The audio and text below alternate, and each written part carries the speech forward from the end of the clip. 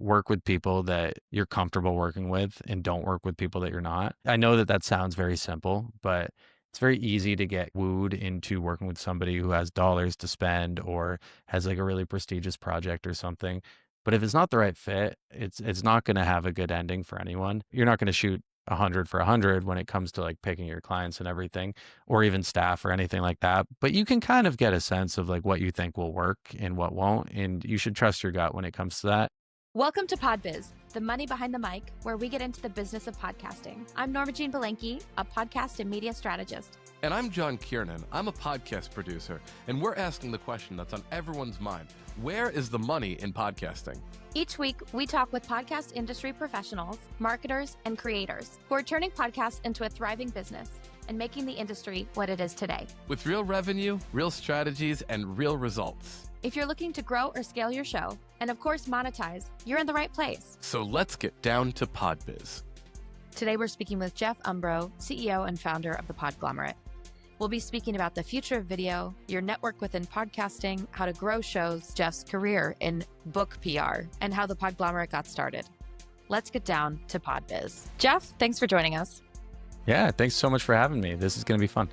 First off, where's the money in podcasting? Easy question to start. So there's a lot of different ways to monetize a podcast. I always go back to the idea of Mark Andreessen had this article he wrote a decade or almost 2 decades ago at this point, talking about like the 8 different ways that media companies can make money. And that's the kind of the boring part today. But those ways include monetization through advertising, live events, premium content, subscription revenue, patronage via like donations and such, micro payments, and there's a couple others. But those are kind of the biggies. And functionally, that's how a podcast can bring in dollars, is through any of those means. But the underlying principle there that I think some people can often forget about is that, like, in order for any of those things to be effective, you really need to build a community around your show. And that can look a lot of different ways. So, you know, if you're just publishing a podcast, like, yes, it's possible that you have a bunch of listeners who are going to come to the show over time, who find the show through guests that you have or through the topics or the subject matter that you're discussing. But beyond that, like, there are a lot of other platforms that exist today for very low price points where you can build up a lot more of kind of like a simpatico relationship with your listeners. So, you know, newsletters, websites, social media, and then you can dive into like the live events and building community and going to conferences and all of these different things that people love to do and to learn. And but I think the crux of all of this is just trying to understand better as to like what you're hoping to achieve with the show. If it is to build out like a community so that you can use that for content marketing or for lead generation for a business, or, you know, God forbid you want to monetize your show through advertising, like, you have to start by considering, like, you know, what is your destination and how do you get there? And like, how can you engage your community in order to help you do that? Yeah, absolutely. And the Podglomerate really is, an agency where you guys market podcasts. You say audience development, marketing. So tell us about how you got into the podcasting industry. Sure. So we actually do 3 things, and we call ourselves a podcast. One. Yeah. Well, we call ourselves a podcast services agency. No, it's all good. We produce, we market, and we monetize podcasts. So on the production front, it's everything from development to post-production, and I won't bore your listeners with what that includes, but we make shows for folks like Harvard Business School, a bunch of media companies and small think tanks. On the marketing front, we help folks to grow their audience through publicity, owned marketing, cross promotion, pitching the podcasting apps, paid acquisition, and what we call data management. I'm happy to spend some time going through each of those, but generally speaking, the idea is they're all different avenues to try to engage your community to find the show or to retain the audience that is already existing on the show. And that goes back to what we were talking about before in terms of like, you have to figure out what your goals are.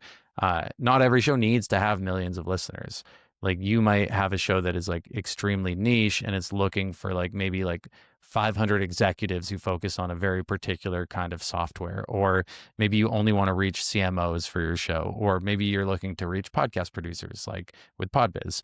I'm sure you're looking to reach many more folks, but you want podcasters to be listening to the show because it's about the industry. And then the third thing that we do is monetization. So essentially we sell ads on behalf of podcasts, but we also try to do many of the things that I mentioned before. So I got into podcasting when I was a book publicist, and I just really wanted a creative outlet. So I decided to create a podcast called Writers Who Don't Write, where I would interview authors about their careers and one story that they could never tell for any given reason. It was very fun. I had no idea what I was doing. I had a lot of really smart people around me that helped me figure it out. And this was back in, I think, 2013 when we started this. Well, that's early days of podcasting. Yeah, and I'm jealous because I feel like true early days is 2007 or something, but there will always be an early day. Of course. Yes. I think this is the thing where, yeah. As podcasters join the industry now, they're like, oh, did I miss the wave? It's like, no, it's still happening. We're in the second inning, but and also if you did get in 2007, then you were probably like, I wish I was in radio before this, so the grass is always greener. Yeah, always. But yeah, we started the show. It was really cool in a lot of ways. We didn't really make a lot of money, but I made a lot of great relationships. I got to explore what the podcast industry looked like and felt like, and how I engaged with it, and how I felt about it. I did make a little bit of cash because I was able to bring in authors who would hire the PR firm that I worked at, and I got a commission on that, which was really cool, and taught me early that there are a lot of different ways to monetize a show. And in 2016, I was looking for something new, a career change, and no one in the podcast industry would hire me. So I decided to start my own company. And the initial version of Podglomerate was basically let's take a bunch of smaller shows, group them together, and try to sell ads as a bigger package to larger advertisers, which is the initial vision is kind of what AdvertiseCast became. It's just AdvertiseCast was a lot better at this than we were. They understood the technology behind it and how to run operations and systems. And so we still do this today and we're much better at it now. But that was the initial piece of what we were doing. And then through that process, we were making more shows because that's really what I enjoyed the most. And as we were making more shows or selling ads on shows, people kept on asking us how can we grow the audience? And that's what I had done for the decade before for books. So I just decided to apply the principles that I had learned there to podcast development and audience development.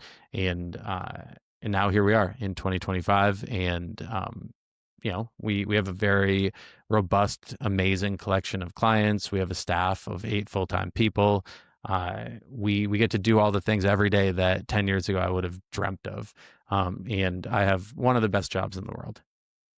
Fun.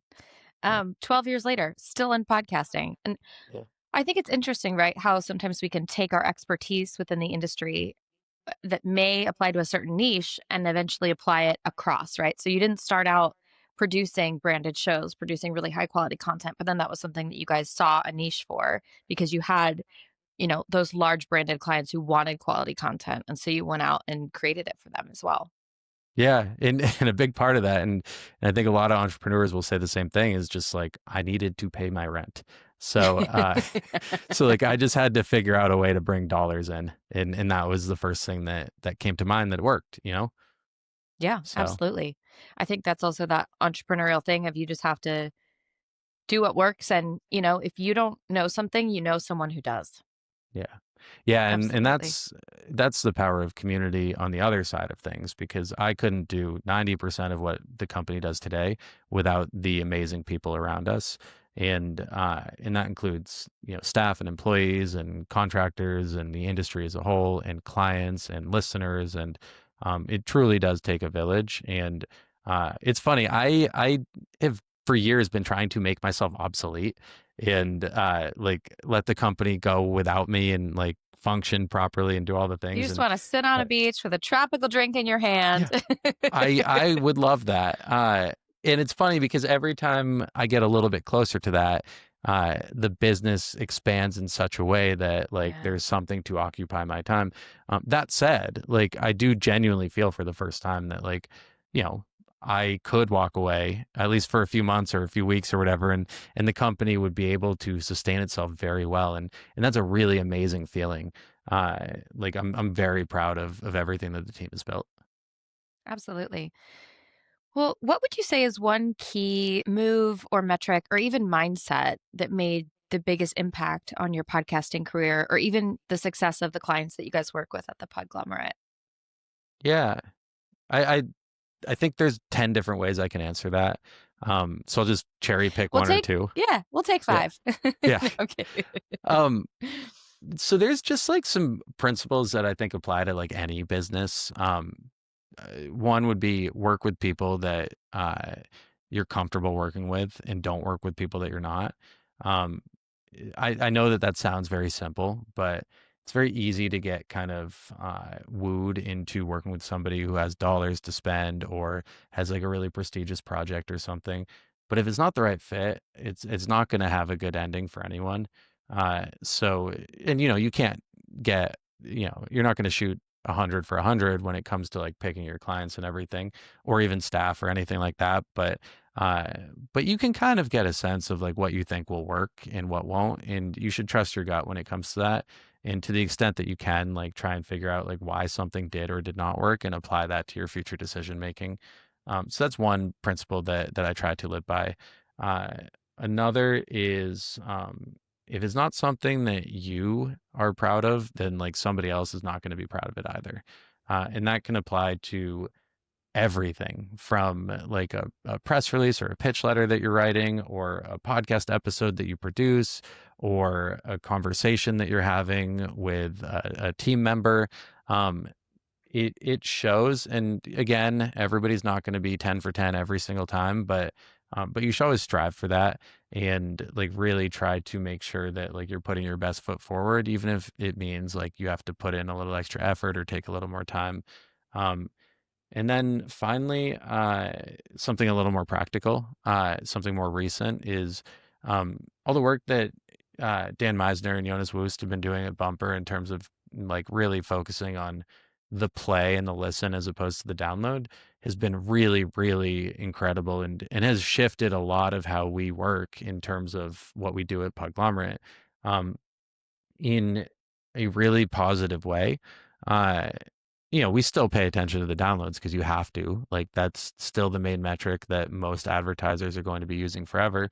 But as we communicate to our clients about like, you know, growing the show in a really like sustainable way by building community, we are able to like show them exactly how effective all of our initiatives are, both in terms of editorial and in terms of our marketing initiatives at attracting like real people who are engaging with the show as opposed to a vanity metric that is cool to see and like is directionally appropriate to use as like a KPI, but is not really showing how many people are listening to a show. And so, for everybody wondering about what Jeff is talking about, Bumper is a podcast marketing company with Jonas Woost and Dan Meisner. And they recently came out with, I think it was a talk or an article about the death of the download. So Yeah. Yeah. And they've it's really built, not the yeah, be all end all metric anymore. It's about, the number of listeners and how your community engages and retention. And so it's not just that one spike of, yeah. how many downloads each episode got. And they built a tool called the Bumper Dashboard that Yes, they did. basically aggregates data from YouTube, Apple, Spotify, and your hosting platform, and shows a lot of different ways in which people are engaging with shows. And it's so funny because it's like just as one example, we had an interview on one of our shows that occurred off season, and the hosts of our show were guests on another show, Mhm. and we saw a very minimal bump in downloads, but we saw a massive bump in terms of people who were actually like engaging and hitting play on the podcast. Mhm. And it's something we would have completely missed without really like diving into that data. And it really changed the trajectory of how we were going to market the next season of the show in a very positive way. So it's one simple example, and it's something more like, tangible for podcast people. Because there's typical career development and how you want to, like, work with the folks that you work with, and then there's like, how can you really utilize this within the podcasting community? And so there's different examples of all of that. I don't know if I did a good job answering your question, but those are the You three did a great things that job. And immediately. shout out to Dan Great. and Jonas.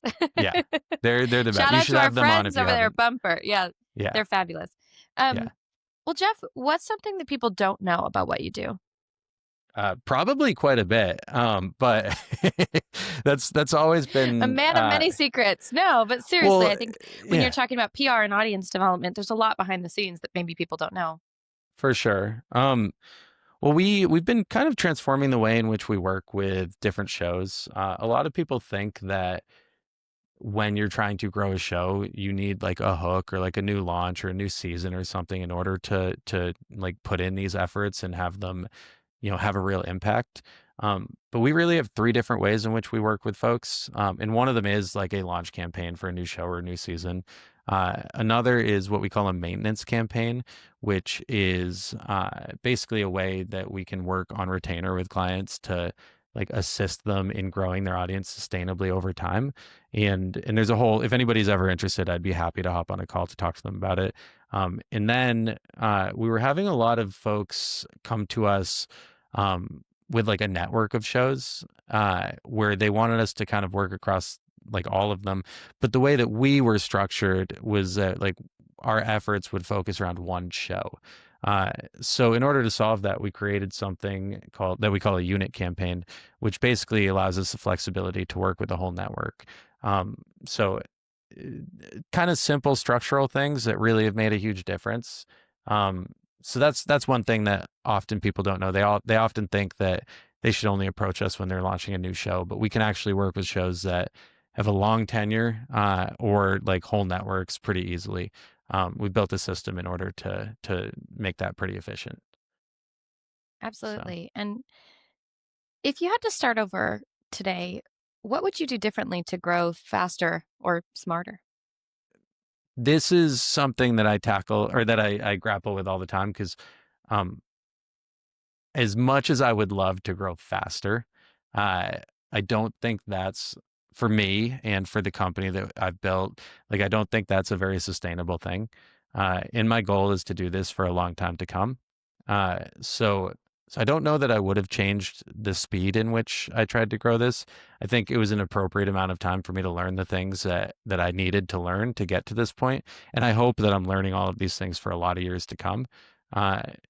In terms of growing smarter, um, I think I would have tried to work with more people earlier on in order to learn from those people because I've really learned quite a bit from all the folks that I work with, both on the client side and the consulting contractor side and the staff side. And I'm learning new things every day from the people that I'm lucky enough to work with. And it's not that I didn't have that community early on, but as with anything, it takes time to build that. So I think I might have been a little more tactical with how I tried to grow that earlier. And that's something that everybody can do today, even if they're just starting out. The podcast community is very welcoming. And if you shoot notes out on LinkedIn or on, the email addresses that you find on various people's websites, like I bet you're going to have a pretty good hit rate at getting people to grab a virtual coffee. It's consistent across LinkedIn at every conference. Everybody talks about how podcasters are so open, and we're still an emerging industry. So we're much more collaborative than competitive, I would say. Yeah. And I hope we don't lose that because like you can see that in other industries. Yeah. That's the thing. It's funny. Nice knowing you, Jeff. Yeah. Well, I do think that it's funny because like, in the marketing side of the business alone, there's been a ton of growth in terms of like people offering these services over the years. I feel like when I started Podglomerate, like we were basically the only game in town in terms of like who offered marketing services. Or at the very least, there weren't that many folks. Like I can name a couple, but it was you could count them on one hand.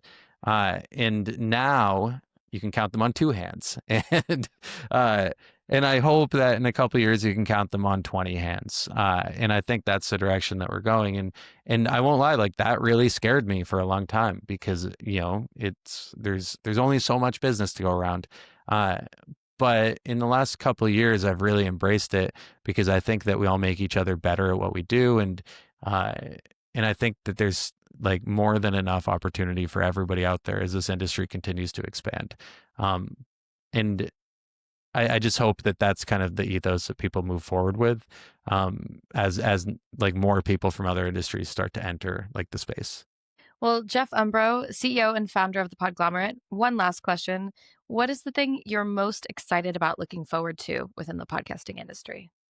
Unpopular opinion. There's been a lot of conversation around video in podcasting lately, and I love it. Like I know people are kind of scared and that some people are excited and some are nervous. But I do think that there's more opportunity in that space than people realize. And I mean that in several different ways. There's more opportunity to find audience in the different platforms that you're going to be posting this, whether it's Spotify or YouTube or clipping the show to put it on social or any of those, areas that do exist and that will exist in the future. I think it creates new opportunity for production companies to like charge more to actually produce the video. And I think it provides more opportunity for some smart people to come in and like work on growing the video properties. All of the same principles that we've been like using at Podglomerate since we started in the podcast industry, like just applies to video now. And yeah, is it like a little bit annoying that every 2 years the industry has this like monumental shift that we all have to learn? Yeah. Pivot. Yeah. Pivot. but also like, I don't really want to work in an industry where like this becomes so second nature that we all get bored with what we're doing. So, so that is my logic for being really excited about it. And I'm also like not trying to overhype it because it might just be a flash in the pan and we might not be talking about this in a year. I think we'll still be talking about video in a year, but yeah, I agree. But like, I don't want to overhype it because it may I not think, be the hottest hot topic in a year from now. Stay tuned. Yeah. Well, Jeff, Yeah. it has been such a pleasure. Thank you for joining us on PodBiz. Thanks so much for having me. It's been great.